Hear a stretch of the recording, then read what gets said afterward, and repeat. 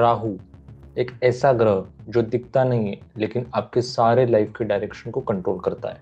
ये आपकी सोच, आपकी डिजायर, आपकी इच्छा उसको कंट्रोल करता है। ये उसको इस तरीके से शेप करता है कि हम खुद ही समझ नहीं पाते कि लाइफ में एक्चुअली चल क्या रहा है। राहु एक इल्यूजन है, उसकी वजह से डिससेटिस्फैक्शन भी होता है एंड राहु खुद भी संतुष्ट नहीं रहता एंड दूसरों को भी संतुष्ट रहने नहीं देता। भगवत गीता में श्री कृष्ण ने अर्जुन को बोला है कि हम जितना काम वासना में, डिजायर्स में डूबते रहेंगे उतना ज्यादा हम बंधन में पड़ेंगे, और राहु का काम है हमको और बंधन में डालना। तो आज इस वीडियो में हम जानेंगे कि राहु फर्स्ट हाउस से लेकर के 12th हाउस तक कैसे बिहेव करेगा। हर घर में राहु आपको किस माया में फंसाएगा और वही आपका लर्निंग जोन भी बनता है। वीडियो के एंड तक आप समझ जाओगे कि राहु सिर्फ एक प्लैनेट ऐसा नहीं है जो हमें फंसाता है, बट एक मास्टर टीचर भी है जो हमको इससे लर्निंग भी देता है। जैसे बोलते हैं ब्लेसिंग्स इन डिस्गाइज। चलिए अब समझते हैं कि राहु ईच हाउसेस में कैसे बिहेव करता है। अब आपको आपकी कुंडली कहाँ से बनवानी है ये मैंने डिस्क्रिप्शन में डाल रखा है। आपको अगर कोई भी सवाल रहेगा कि कुंडली कैसे बनवानी है, आप मुझे कमेंट्स में बोल सकते हो। तो स्टार्ट करते हैं Rahu in first house. Rahu अगर आपके फर्स्ट हाउस में है तो फर्स्ट हाउस होता है पर्सनैलिटी का, खुद का। तो आपका जो फिजिक है, आपका जो थिंकिंग है, आपका जो पर्सपेक्टिव है लाइफ को देखने का, वो राहु कंट्रोल करेगा। अब राहु जब यहाँ पे है तो ऐसा लगता है कि बॉस मतलब हम ही अपने लाइफ में राजा है। तो इसकी वजह से क्या होता है कि राहु ऑब्सेशन क्रिएट करता है खुद के ऊपर। बहुत सारे लोग बोलते हैं कि यार राहु जिसका फर्स्ट हाउस में होता है वो सिर्फ अपने बारे में सोचता है, बट ऐसा नहीं है। राहु आपको मैं कौन हूँ ये वाले स्पिरिचुअल टॉपिक में भी लेकर जाता है। राहु यहाँ पे हमको बार बार यही बताने की कोशिश कर रहा है कि हमारी असली जो पहचान है उसको पहचानो, दूसरों को कॉपी मत करो। राहु एक इंटेलिजेंट प्लैनेट है, उसको पता है कि बॉस हमको क्या करना है और किस इंटेलिजेंस से करना है, क्योंकि राहु एक इंटेलिजेंट प्लैनेट है, बुद्धिमान प्लैनेट है। ये प्लेसमेंट इतनी स्ट्रांग होती है कि आपको पब्लिक फिगर भी बना सकती है, लेकिन इनर पीस तो तभी मिलता है जब हम अपने लाइफ का जो एक्चुअल अस्तित्व है उसको जान लेते हैं। Rahu in second house. Rahu in second house मतलब सेकंड हाउस पैसों का है, मनी का है। तो वहां पे राहु का अटैचमेंट आ गया। अभी राहु यहाँ पे अटैच करने की वजह से ये इंसान हमेशा always will see this people कि वो पैसों के पीछे थोड़े से ज्यादा भागते हैं। उनको डिससेटिस्फैक्शन रहता है हमेशा कि कितना भी पैसा कमाए कम ही है, एंड उनको थोड़ा शो ऑफ करने की आदत नहीं होती है। राहु जब सेकंड हाउस में, तो ये लोग आपको कभी शो ऑफ करते हुए नहीं दिखेंगे कि देखो मेरे पास इतना पैसा है। ये उसको थोड़ा हाइड कर देंगे, क्योंकि राहु का ऐसा है कि उसको कहीं ना कहीं ऐसा लगता है कि काइंड ऑफ नजर लग जाएगी, बताना नहीं है। तो राहु इन सेकंड हाउस हमेशा एक चीज है उसको कि पैसा कमाने के लिए मेहनत करनी है, एंड वो काफी अच्छे से मेहनत करके अच्छा उनका इनकम भी रहता है महीने का। अभी क्या है कि राहु जब सेकंड हाउस में, तो मैं जब बोल रहा हूँ कि राहु सेकंड में, तो बाकी प्लैनेट को मैं भी कंसिडर नहीं कर रहा हूँ। बाकी प्लैनेट्स का अदर प्लैनेटरी इन्फ्लुएंस या एस्पेक्ट की वजह से और दूसरे प्रेडिक्शंस आएंगे। अभी फिलहाल बात करते हैं सेकंड हाउस में ऐसा सिनेरियो होता है। अब सेकंड हाउस जो है, जो कम्युनिकेशन टोन का भी है, वाणी का भी है, तो राहु यहाँ पे खुल के बोलता है। कम्युनिकेशन टोन हमेशा खुल के होती है, एंड जो पैसे कमाने का तरीका है वो भी उनका एकदम हार्ड वर्किंग वाला होता है। अभी क्या होता है कि राहु तो मिस्chievous प्लैनेट है, शैडो प्लैनेट है, तो कहीं ना कहीं दिमाग मिसयूज वाले जगह पे भी जा सकता है।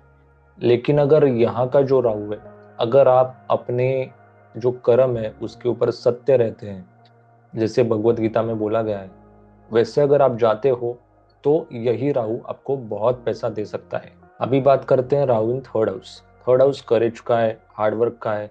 मैलिफिक प्लैनेट थर्ड हाउस में एकदम बढ़िया होते हैं। मतलब राहु थर्ड हाउस में है तो आपका कम्युनिकेशन काफी स्ट्रांग रहेगा, आप करेजियस रहोगे, अपने लाइफ में हार्डवर्किंग रहोगे।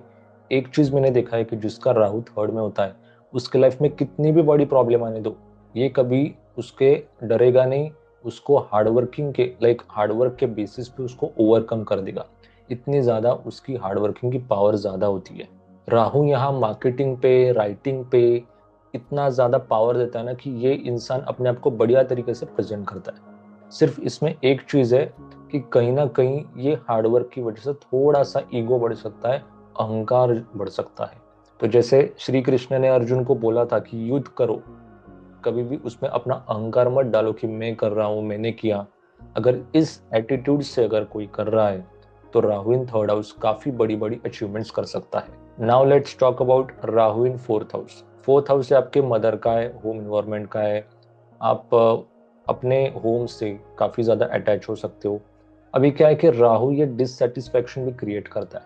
आपको कहीं ना कहीं ऐसा लग सकता है कि यार घर पे तो मैं अटैच्ड हूँ, घर पे मैं रह रहा हूँ, अच्छा तो लगता है मुझे, बट आई समवेयर फील कि मुझे घर से दूर जाना भी जरूरी है।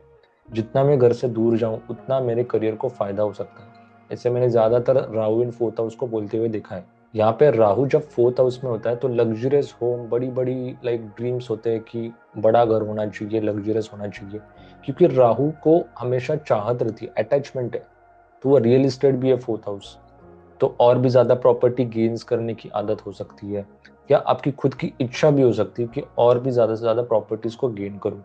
ये भी देखा गया राहु इन फोर्थ हाउस। अभी बात करते हैं राहु इन फिफ्थ हाउस। ये काफी बढ़िया पोजीशन है। राहु इन फिफ्थ, ये इंसान को सोशल मीडिया के थ्रू काफी ज्यादा अटेंशन दे सकता है। अभी राहु जो है वो एक एक्सट्रीम प्लैनेट है, ऊपर नीचे। तो आपको कभी कभी अकेला अगर राहु फिफ्थ में, तो अचानक से सोशल मीडिया पे विजिबिलिटी मिल जाएगी एंड अचानक से चली भी जाएगी। तो ऐसा ग्राफ एकदम एक्सट्रीम में रहेगा आपका, ऊपर नीचे। फिफ्थ में होने की वजह से एजुकेशन को लेकर आप बहुत ज्यादा सीरियस होते हो। हमेशा ऐसे लगता है कि कुछ ना कुछ सीखते रहूं, क्योंकि अटैचमेंट क्रिएट कर रहा है राहु। तो राहु जब फिफ्थ में है तो ऑब्वियस है उसमें कि हमेशा एजुकेशन को लेकर अटैचमेंट रहेगी। एंड ये लोग हमेशा अलग अलग शास्त्रों में, अलग अलग सब्जेक्ट्स में उनकी डेप्थ में जाके नॉलेज होती है। इसमें बस एक ही ध्यान देना है, राहु फिफ्थ में होने की वजह से इंटेलिजेंस होता है फिफ्थ हाउस, तो इंटेलिजेंट वाला ही प्लैनेट इंटेलिजेंस में जाके बैठ जाएगा। तो कहीं ना कहीं थोड़ा सा ईगो हो सकता है अपने इंटेलिजेंस को लेकर, अपने पॉपुलैरिटी को लेकर और अट्रैक्शन को लेकर। सो ये अगर इन चीजों से थोड़ा सा दूर रखते हैं, लाइक ईगो को दूर रखते हैं, तो यही राहु इन फिफ्थ हाउस उनको बहुत ज्यादा मिरेकल्स दे सकता है। राहु इन सिक्स्थ हाउस, ये तो एकदम मस्त पोजीशन है, मेरी तो खुद की काफी फेवरेट पोजीशन है राहु इन सिक्स्थ हाउस। राहु का सिक्स्थ हाउस में होना, इट इज लाइक एनिमीज के घर में एकदम मैलिफिक वाला प्लैनेट जाके बैठ गया। मैलिफिक प्लैनेट काफी अच्छे होते हैं बोला गया है सिक्स्थ हाउस में। तो राहु जब सिक्स्थ हाउस में रहता है तो एनिमीज को लेकर, कोवर्कर्स को लेकर, किसी को भी लेकर राहु का जो प्लेसमेंट है या जो रोल प्लेइंग जो प्लैनेट है राहु, उसमें राहु क्या करेगा कि जो भी एनिमीज आए उनको इंटेलिजेंट वे में हैंडल करेगा। एंड यहाँ पे ज्यादातर ऐसा बोला गया है कि अगर राहु सिक्स्थ में है तो इन लोगों को, एनिमीज को लेकर डरने की जरूरत कोई नहीं है। ये आप आराम से अपने इंटेलिजेंस के थ्रू उनके ऊपर विजय पा लेंगे।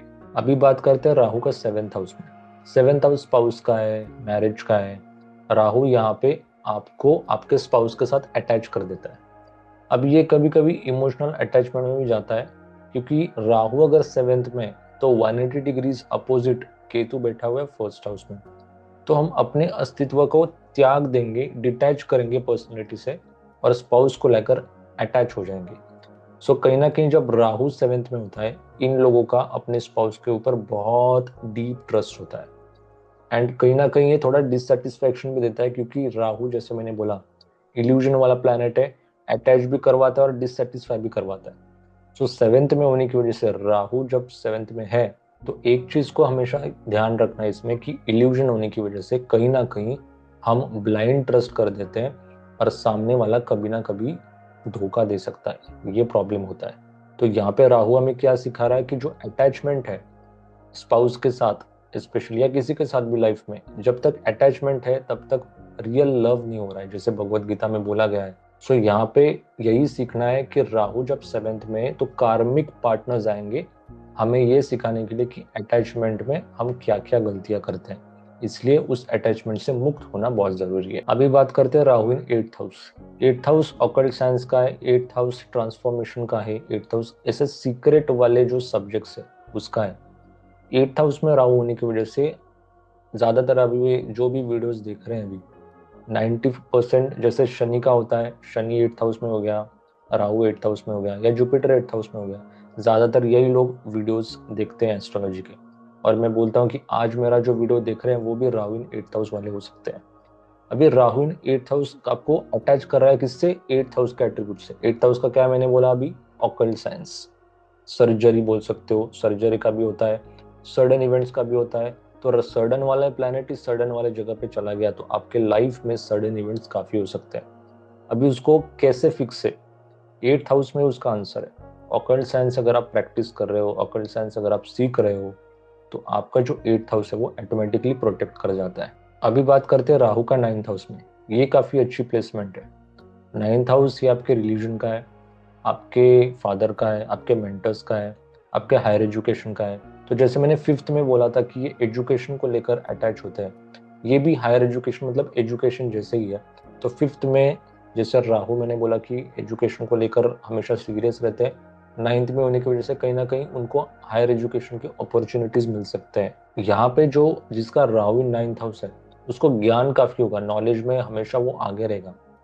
एंड स्पेशली कहीं ना कहीं ऐसा भी बोला जाता है कि 9th हाउस एस्ट्रोलॉजी का भी है, तो एस्ट्रोलॉजी में उनका नॉलेज जो होता है वो काफी डीप होता है। 9th हाउस में होने की वजह से एक ही प्रॉब्लम है इसमें कि उनको कभी कभी अपने ज्ञान का एरोगेंस हो जाता है, अहंकार हो जाता है। एंड कहीं ना कहीं ये अपने मतलब जो हमारा ज्ञान नहीं मानते हैं, या लाइक लेट्स से कि मुझे एक टाइप का ज्ञान है और किसी और को थोड़ा कम ज्ञान है, तो वो जिसका कम ज्ञान है उसको कहीं ना कहीं थोड़ा सा गिराते हैं अपने लाइफ में। तो वो नहीं करेंगे।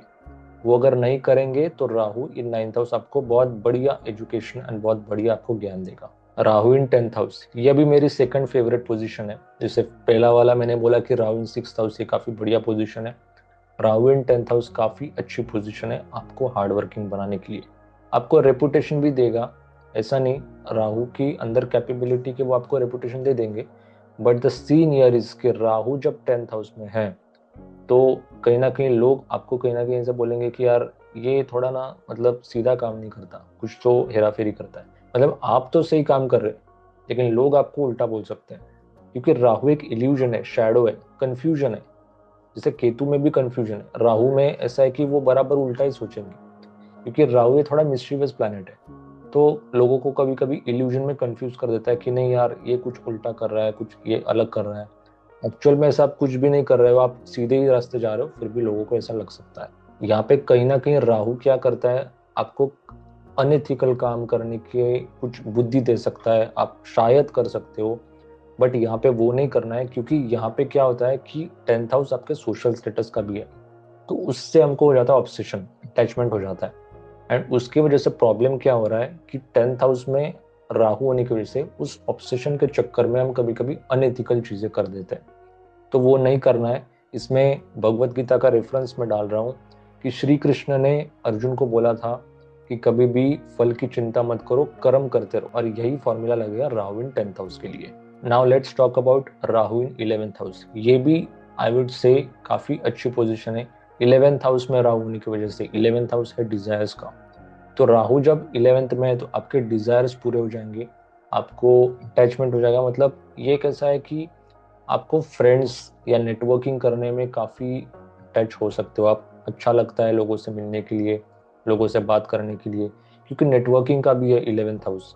सो राहु जब 11th में है तो ये बहुत हाई चांस है कि डिज़ायर्स या वेल्थ या नेटवर्किंग में हो गया, इसमें आपको बहुत ज़्यादा इंटरेस्ट हो सकता है। यहाँ पे एक ही प्रॉब्लम है कि डिज़ायर जो है, जिसको भगवत गीता में बोला गया है कि काम है, काम मतलब काम वासना।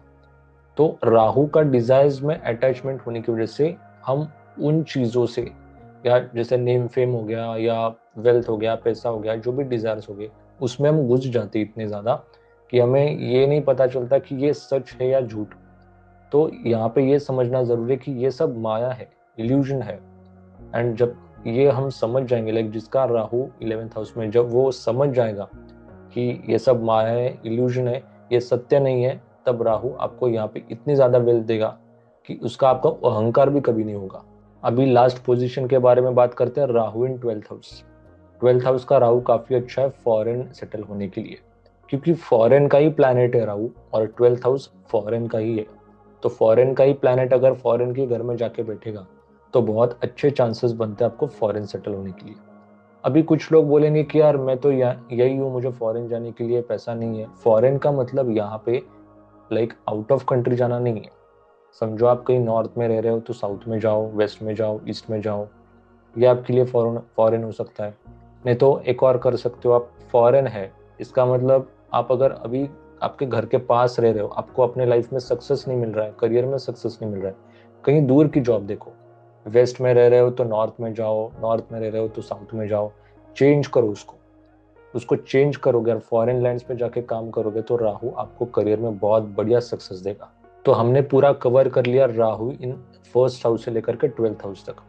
तो हमको इसमें ये समझना है कि राहु जो है वो कोई बुरा प्लेनेट नहीं है, वो एक मिरर है, एक आईना है। वो हमेशा गलत नहीं होता, वो हमको फंसा तो देता है माया में, इल्यूजन में, लेकिन उसमें हमको ये सीखना होता है कि इल्यूजन में फंसने की वजह से मतलब क्या प्रॉब्लम होती है, किस ऑब्सेशन में हम अपना जीवन बर्बाद कर रहे हैं, ये हमको राहु सिखाता है। जैसे भगवत गीता में बोला गया कि जो व्यक्ति काम, क्रोध और लोभ से ऊपर उठ जाता है वो व्यक्ति योगी होता है। राहु का लेसन यहाँ पे सिंपल है, डिजायर को कभी छोड़ो मत और डिजायर में कभी डूबो मत।